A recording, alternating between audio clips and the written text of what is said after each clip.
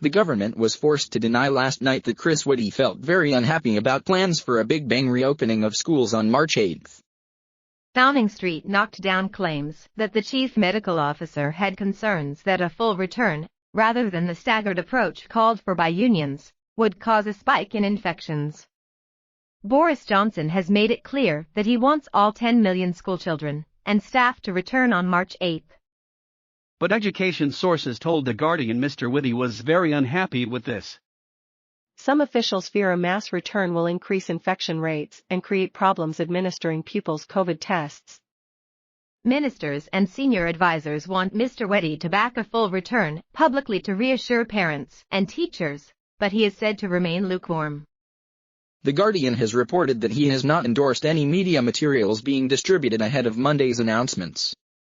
An education source told the newspaper that they believe the issue could be resolved and added, Number 10 will come up with a formulation of words that Whitty can live with.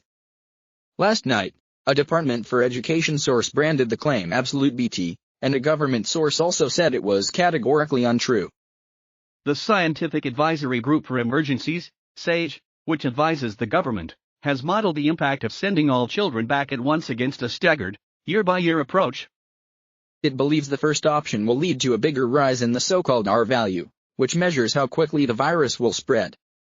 But it insists ministers must weigh up the risks against pupils' well-being. Officials including Mr Whitty have repeatedly stressed the damage to children of being forced to stay at home. Mr Johnson is set to meet senior ministers today to hammer out the final details. The committee will examine the latest data on the impact of lockdown and the vaccine rollout, so they can decide how quickly to lift restrictions. Cabinet will then rubber stamp the plans on Monday morning, before they are revealed to the Commons that afternoon.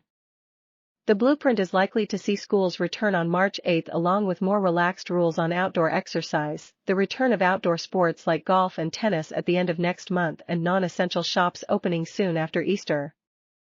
Pubs and restaurants may also be able to serve people outdoors from April, although not indoors until May, but sources have warned dates could be pushed back if the data doesn't support the restrictions being lifted. A Downing Street source told The Guardian, if we need to move things to the right because of our assessment of the pandemic, then we may have to do that. Teaching unions want a phased return to schools. 9 organizations representing teachers, heads, support staff and governors united to warn against the Prime Minister's plan.